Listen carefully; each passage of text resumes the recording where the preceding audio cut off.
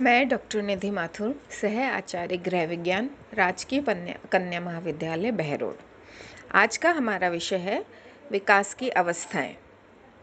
विकास एक लंबी और अनवरत चलने वाली प्रक्रिया है और व्यक्ति का विकास अनेक चरणों में होता है और अलग अलग वैज्ञानिकों ने विकास की विभिन्न अवस्थाओं को अलग अलग प्रकार से वर्गीकृत करा है। जैसे रॉस ने शैशवावस्था, पूर्व बाल्यावस्था, उत्तर बाल्यावस्था, किशोरावस्था के रूप में इसको विभाजित करा है।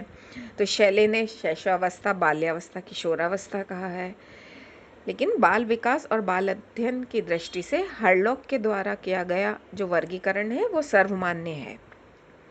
इन्होंने जो स्टेजेस दी हैं विकास की वो है गर्भावस्था यानी गर्भाधान से जन्म तक, शैशवावस्था जन्म से 2 सप्ताह तक, बचपनावस्था तीसरे सप्ताह से 2 वर्ष तक, पूर्व बाल्यावस्था 3 वर्ष से 6 वर्ष तक, उत्तर बाल्यावस्था 7 वर्ष से 12 वर्ष तक, वय संधि 11 या 12 वर्ष से 13-14 वर्ष तक, फिर पूर्व किशोरावस्था 13 से 17 वर्ष, उत्तर किशोरावस्था 18 से 21 वर्ष, प्रौढ़ावस्था 21 से 40 वर्ष तक, मध्यावस्था 41 से 60 वर्ष तक और अंत में वृद्धावस्था 60 के बाद की अवस्था।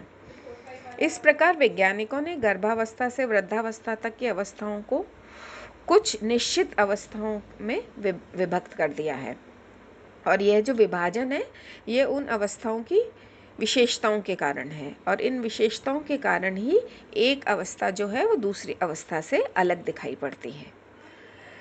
अध्ययन को मतलब इसको ढंग से समझने के लिए या अध्ययन की सुविधा की दृष्टि से हम विकास को 6 अवस्थाओं में विभाजित करते हैं और जो इनके अलग अलग अवस्थाओं की क्या क्या विशेषता है उसके बारे में आज हम अध्ययन करेंगे। पहली अवस्था है गर्भकालीन अवस्था या प्रीनेटल पीरियड। यह अवस्था गर्भाधान से जन्म के समय तक की मानी जाती है।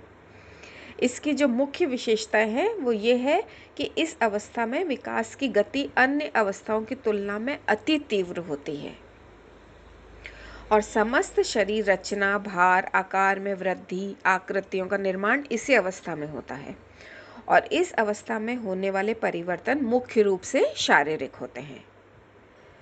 और इस पूरी गर्भकालीन अवस्था को हम ढंग से समझने के लिए 3 भाग में इसको हम विभाजित कर सकते हैं। एक तो है बीजावस्था। बीजावस्था यानी गर्भाधान से 2 सप्ताह तक की अवस्था, जिस समय की जीव अंडे के आकार का होता है तथा उसके भीतर कोशिका विभाजन की क्रिया होती रहती है, लेकिन बाहरी ऊपर से कोई परिवर्तन दिखाई नहीं देता और लगभग 1 सप्ताह तक ये अंडाकार जीवन जो है वो गर्भाशय में के तरल में तैरता रहता है और अपना पोषण स्वयं ही करता है। किंतु गर्भाधान के 10 दिन बाद यह गर्भाशय के दीवार से चिपक जाता है और इस क्रिया को हम इम्प्लांटेशन या आरोपण कहते हैं और इस समय से गर्भस्थ जीव अपने पोषण के लिए अपनी माँ के शरीर पर निर्भर हो जाता है। दूसरी अवस्था है भ्रूणावस्था, जो कि तीसरे सप्ताह से दूसरे माह तक की होती है। इसमें इस अवस्था में जो गर्भस्थ जीव को जिसको कि हम भ्रूण कहते हैं वो विकास की गति इस अवस्था में सबसे अत्यधिक तेज रहती है, जिससे भ्रूण के अंदर बहुत तेजी से चेंजेस होने लगते हैं और शरीर के सभी जो मेन ऑर्गन्स होते हैं उनका निर्माण इसी अवस्था में हो जाता है और दूसरे माह के अंत तक भ्रूण की लंबाई जैसे 1.25 इंच से 2 इंच और भार लगभग 2 ग्राम से के करीब हो जाता है। इस समय भ्रूण का स्पष्ट स्वरूप दिखाई नहीं देता, लेकिन सिर का आकार अन्य अंगों की तुलना में बड़ा होता है। कान भी सिर से काफ़ी नीचे स्थित होते हैं। नाक के स्थान पर केवल एक छेद होता है और माथा भी काफ़ी चौड़ा होता है। फिर तीसरी जो अवस्था आती है वो है 3 माह से जन्म पूर्व की अवस्था, फीटस पीरियड। इस गर्भावस्था की जो अंतिम अवस्था में जो निर्माण होता ही है बल्कि विकास भी चालू हो जाता है। भ्रूण इस अवस्था में शरीर के अंगों का निर्माण हो चुका होता है तथा विकास ही इस अवस्था में विकास होने लगता है। गर्भकालीन अवस्था के प्रारंभ होने से प्रत्येक माह गर्भस्थ शिशु का आकार भार में निरंतर वृद्धि होने लगती है और इस अवस्था में हृदय, फेफड़े या नाड़ी मंडल या जो भी चीज़ें हैं वो सब कार्य करना प्रारंभ कर देती हैं। ये पूरी हमारी गर्भकालीन अवस्था है 9 माह की। फिर है जो नेक्स्ट अवस्था है वो है शैशवावस्था, जो कि जन्म से 15 दिन की अवस्था कहलाती है। इस अवस्था में शिशु के अंदर कोई विशेष शारीरिक या मानसिक लक्षण हमको ऐसे दिखाई नहीं देते। इस अवस्था को हम पीरियड ऑफ एडजस्टमेंट भी कहते हैं, जब शिशु माँ के गर्भ से बाहर निकलकर बाहरी वातावरण में प्रवेश करता है और वहाँ एडजस्ट करने का प्रयास करता है। अतः इस अवस्था में उसकी अत्यधिक देखभाल की ज़रूरत होती है और उचित देखभाल के अभाव में वह बीमार भी पड़ सकता है, रोगी भी हो जाता है, क्योंकि इस समय वो डिपेंडेंट से इंडिपेंडेंट हो जाता है। अतः उसकी उचित देखभाल उसको नए वातावरण के साथ समायोजन करने में सहायता करती है। तीसरी अवस्था है बचपनावस्था या बेबीहुड। इस अवस्था का 2 सप्ताह से प्रारंभ होकर 2 वर्ष तक चलती है। यह अवस्था दूसरों पर निर्भर होने की होती है, क्योंकि वह इतना छोटा होता है, शारीरिक रूप से इतना असमर्थ होता है कि वह अपनी आवश्यकताओं की पूर्ति खुद नहीं कर पाता। इसलिए इस अवस्था में उसे दूसरे व्यक्तियों की ज़रूरत पड़ती है। लेकिन इस अवस्था के अंत तक वह अपनी मांसपेशियों पर नियंत्रण करना सीख जाता है और स्वयं बोलने, चलने, खाने पीने की क्रिया करने लगता है। इस अवस्था का जो शिशु होता है या बच्चा होता है वो होता है सेल्फ सेंटर्ड या स्व केंद्रित। वह अपनी प्रत्येक वस्तु, जैसे माता पिता भी हुए, खिलौने भी हुए या आसपास की जो भी चीज़ें हैं उस पर केवल खुद का स्व अधिकार समझता है ना। जैसे बच्चा खेलता है, उससे आपने अगर उसका कोई खिलौना छीन लिया तो वह बहुत ज़ोर ज़ोर से रोने लग जाएगा, ज़िद्दी हो जाता है वह, क्योंकि उसको केवल स्वयं का ही ज्ञान है ना, स्वयं केंद्रित है वो। उसका संपूर्ण व्यवहार व क्रियाकलाप जो होते हैं उसमें मॉरलिटी, नैतिकता नहीं होती, जबकि उसका मूल जो व्यवहार है, उसका व्यवहार मूल प्रवृत्तियों द्वारा ही प्रेरित होता है।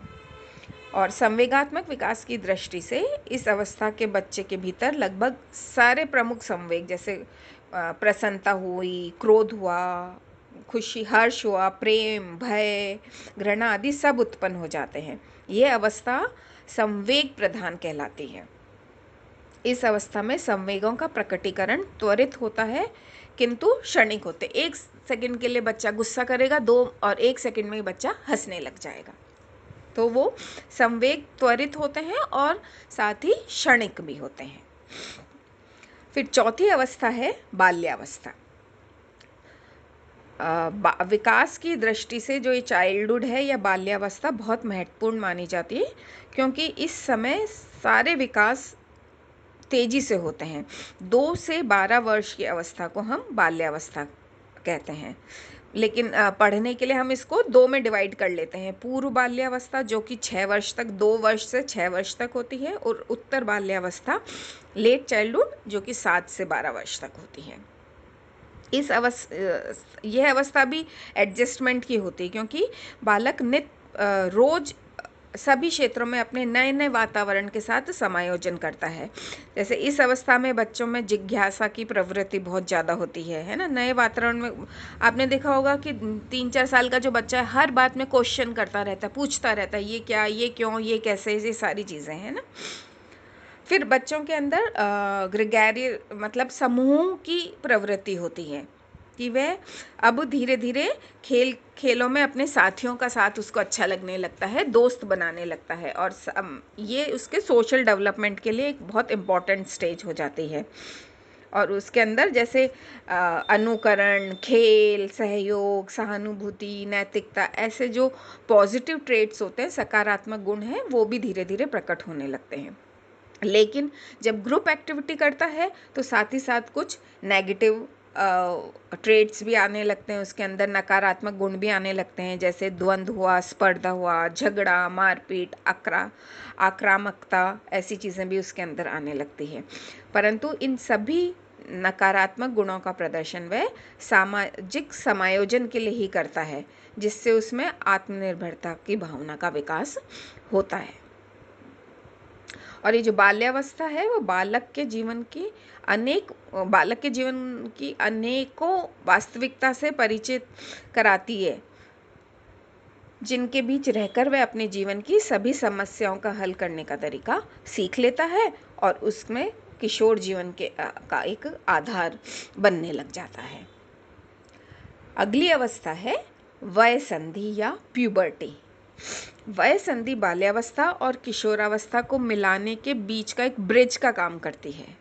यह अवस्था बहुत कम समय के लिए होती है, किंतु शारीरिक विकास की दृष्टि से बहुत महत्वपूर्ण है। इस अवस्था का कुछ भाग बाल्यावस्था और कुछ किशोरावस्था से जुड़ा रहता है। इस अवस्था की प्रमुख विशेषता यौन अंगों की परिपक्वता तथा काम शक्ति का उदय होना होता है। यौन विभिन्नता इस अवस्था को प्रभावित करती है। जैसे बालिकाओं में ये जो अवस्था है सामान्यतः 11 से 13 वर्ष के बीच प्रारंभ हो जाती है, जबकि लड़कों में ये 12 से 13 के बीच में। और इस अवस्था में शारीरिक ही नहीं, मानसिक विकास की गति भी अत्यधिक तेज हो जाती है। और संवेगात्मक सामाजिक विकास की दृष्टि से भी ये बहुत इम्पोर्टेंट अवस्था है, क्योंकि इस अवस्था में यौन अंगों के विकास के कारण तथा शरीर में जो बहुत सारे इंटरनल और एक्सटर्नल चेंजेस होने के कारण कभी कभी जो बालक या बालिका संवेगात्मक रूप से विचलित हो जाते हैं और सामाजिक नियंत्रण खो देते हैं। इसलिए इस अवस्था में माता पिता को बच्चों को शरीर में होने वाले परिवर्तनों के बारे में अच्छे से बताना समझाना की आवश्यकता होती है। जो हम आजकल कह रहे हैं कि सेक्स एजुकेशन बहुत ज़्यादा इम्पॉर्टेंट है और उसको हम लोगों को अपने करिकुलम में या सिलेबस में, स्कूल सिलेबस में उसको हमको इंक्लूड करना चाहिए। नेक्स्ट अवस्था है किशोरावस्था। बाल्यावस्था की अंतिम अवस्था है, जिसमें विकास की जितनी भी अवस्था हैं उन सब में जो अडोलेसेंस है या किशोरावस्था है, ये अपना अलग इम्पोर्टेंस रखती है, जो कि 13 वर्ष की आयु से होकर लगभग 21 वर्ष तक चलती है। और यही अवस्था बालकों को परिपक्वता की ओर ले जाती है। इसको भी हम ऐसे दो में डिवाइड कर समझ लेते हैं। पहला है पूर्व किशोरावस्था या अर्ली एडोलेसेंस, जो कि 13 से 16 वर्ष है, और उत्तर किशोरावस्था या लेट एडोलेसेंस, जो कि 17 साल से 21 साल तक की है। और इस अवस्था को कुछ साइंटिस्ट तो गोल्डन एज या स्वर्णिम अवस्था भी कहते हैं, क्योंकि इसमें जो दो मोस्ट इम्पॉर्टेंट विशेषता हैं वो है एक तो सामाजिकता और दूसरा कामुकता। इसी कारण यह अवस्था अनेक शारीरिक और मानसिक तनावों और उथल पुथल से भरी हुई होती है। इस अवस्था में बाल्यावस्था की भांति शांति नहीं होती, अपितु जो शैशवावस्था के समान चंचलता दिखाई पड़ती है। इसी कारण से हम देखते हैं कि किशोरों में संवेगात्मक अस्थिरता दिखाई देती है। कुछ लोग इस अवस्था को समस्या बाहुल्य की अवस्था भी कहते हैं ना। इस समय अनेक शारीरिक व मानसिक समायोजन में अनेक कठिनाइयों का सामना करना पड़ता है। शारीरिक और मानसिक परिवर्तनों के फलस्वरूप उनके जो संवेगात्मक, सामाजिक और नैतिक जीवन का स्वरूप एकदम चेंज हो जाता है, और इन सभी परिवर्तनों का कारण उनमें यौन परिपक्वता है। फिर अगली अवस्था है प्रौढ़ावस्था या अडल्टहुड, जो किशोरावस्था के पश्चात यानी 21 वर्ष से 40 वर्ष की अवस्था होती है। यह अवस्था मुख्य रूप से कर्तव्यों और उत्तरदायित्वों के निर्वाह की अवस्था है, क्योंकि इस अवस्था में व्यक्ति अपने जीवन के लक्ष्यों को पाने के लिए कोशिश करता रहता है और एक सोशल लाइफ में उसका प्रवेश हो जाता है ना। पारिवारिक दायित्व को पूरी करने का, जैसे जॉब के बारे में सोचने लगता है, वो फैमिली के बारे में सोचने लगता है, उनके एडजस्टमेंट्स, उनकी प्रॉब्लम्स, उन सब से उसको एडजस्ट करना होता है। और अगर किसी एक के साथ भी अगर उसका एडजस्टमेंट सही नहीं होता, समायोजन नहीं होने पर वह बहुत अधिक कठिनाइयों का सामना करना पड़ता है उसको। और सफल जो एडजस्टमेंट है उसके लिए ज़रूरी है कि व्यक्ति बहुत अत्यधिक सोच विचार कर महत्वपूर्ण निर्णय ले, क्योंकि किसी भी क्षेत्र में अगर ढंग से उसका समायोजन ना होगा तो व्यक्ति कुंठा और नैराश्य आदि का शिकार हो सकता है इस अवस्था में। अगली अवस्था है मध्यावस्था या मिडिल एज, जो कि 41 से 60 वर्ष की अवस्था होती है।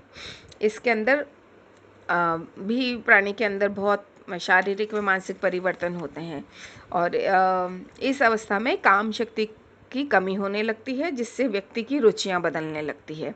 इस समय व्यक्ति दुख, सुख, शांति और प्रतिष्ठा से जीने की कामना करने लगता है और उसका जो चिंतन है वो अब यथार्थवादी हो जाता है। पहले वो चीज़ों को अपने हिसाब से लेता है, लेकिन अब वो यथार्थ के बारे में हिसाब से सोचने लगता है। सामाजिक जो उसके संबंधों के बारे में भी उसकी जो जितनी भी सोच होती है वो दृढ़ हो जाती है। इस समय व्यक्ति को अपनी संतान के एडजस्टमेंट, उन सारी चीज़ों के बारे में सोचना समझना पड़ता है, क्योंकि पेरेंट्स और जो ये मिडिल एज वाला जो पेरेंट्स होते हैं और उनके बच्चों के अंदर एक जनरेशन गैप भी आने लगता है, तो उसके बारे में समायोजन करना उसके लिए थोड़ा मुश्किल हो जाता है और उसको एडजस्ट करना पड़ता है। और अच्छे इस एडजस्टमेंट के लिए ज़रूरी है कि व्यक्ति अपने परिवार के सदस्यों के साथ अच्छा सा उचित तालमेल रखे, जिससे कि उसकी वृद्धावस्था मानसिक संतुष्टि व शांति के साथ ही व्यतीत हो। फिर लास्ट जो स्टेज है वो है वृद्धावस्था, जो कि जीवन की अंतिम अवस्था है, जो कि 60 वर्ष से प्रारंभ होकर जीवन के अंत समय तक की मानी जाती है। इसको हम कहते हैं पीरियड ऑफ डिक्लाइन, ह्रास की अवस्था। इस अवस्था में शारीरिक व मानसिक क्षमताएं कम होने लगती है और इन शारीरिक क्षमता की कमी के कारण शरीर की क्रियाशीलता कम होने लग जाती है और मानसिक परिवर्तन भी तीव्र गति से होते हैं। व्यक्ति की जितनी भी रुचियां होती है या एटीट्यूड्स, मनोवृत्तियां होती हैं या आदतें होती है, उसमें परिवर्तन होने लग जाता है। उसकी मेमोरी, स्मरण शक्ति कम हो जाती है और इन अनेक कारणों से जो वृद्ध व्यक्ति होते हैं उसको एडजस्टमेंट में काफ़ी प्रॉब्लम आने लगती है, क्योंकि ये जो स्टेज है ये उसके जो व्यावसायिक जीवन की अवकाश वाली अवस्था है, मतलब वो रिटायर होने लगता है हर तरह से। अतः जो वृद्ध व्यक्तियों की ये अवधारणा बन जाती है कि अब परिवार और समाज को कि भाई उनकी आवश्यकता नहीं है, कि वो दूसरों पर बोझ है, और इस अवधारणा के कारण उनमें मानसिक तनाव भी उत्पन्न होने लग जाता है और जिद्दी, क्रोधी और इस तरह से होने लगते हैं और उनके एडजस्टमेंट में दिक्कत आने लग जाती है।